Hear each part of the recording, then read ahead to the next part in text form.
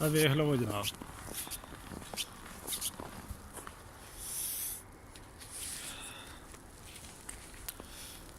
ठंड है वे कि नहीं?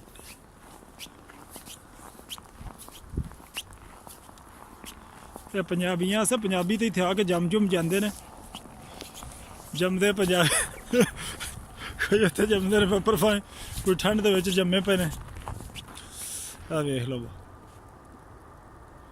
हर शह जम्मी पई जनाब, है वेख लो बूटे शूटे फिर तुहानूं वहा दित्ते ने 2 बारी।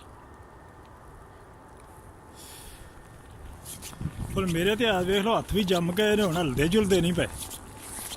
इस तो हुण मैं जिहड़ा ना तुसां बड़ी सैर कर लई है, आ बूटे सुक सुक के जमे पे ने वेखदे जी, इन्हां दा कोई पत्ता शत्ता नहीं हिलदा पिया, सारे पत्ते शत्ते सड़ गए ने सर्दी दे नाल। हुण मैं आखिया इत्थों दी ना विंटर सैर करा दे, जिहड़ा तुहानूं बर्फां बारियां दे विच भी इत्थे हर शह वेख लो, चिट्टियां सड़कां ने, चिट्टे ही इत्थों दे लोग ने, चिट्टे ही गोरे, एवें नहीं गोरे चिट्टे चिट्टे हो जांदे, ते सड़कां भी चिट्टियां ने, हर शह इत्थे चिट्टी है वेख लो।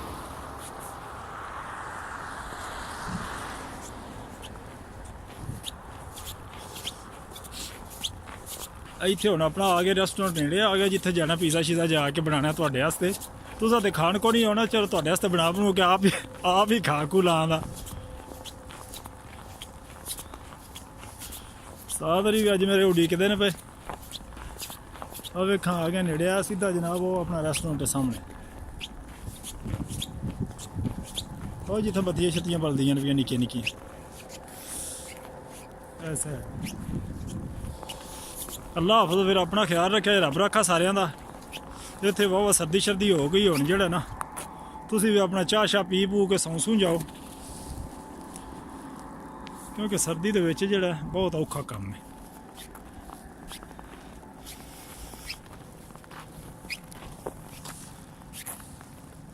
वेख ले जी हत्थ ही नहीं मेरे हलदे जम गए, तुहाड़ियां मूवियां बना बना के वीडियो मेरे आस्ते ते हत्थ भी जम गए ना वेख लो।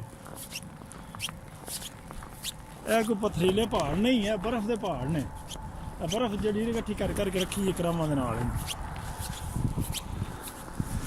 ठीक है हुण फिर अल्लाह हाफिज़, सारे अपना ख्याल रखा जे, खुश रवो ते आबाद रवो, ते बर्फां दी जिहड़ी ना इंजी सैर सुर करके जिहड़ा ना बर्बाद रवो। मैं तो बर्बाद ही है, तुसीं बर्बाद ना रवो बर्फां दे विच।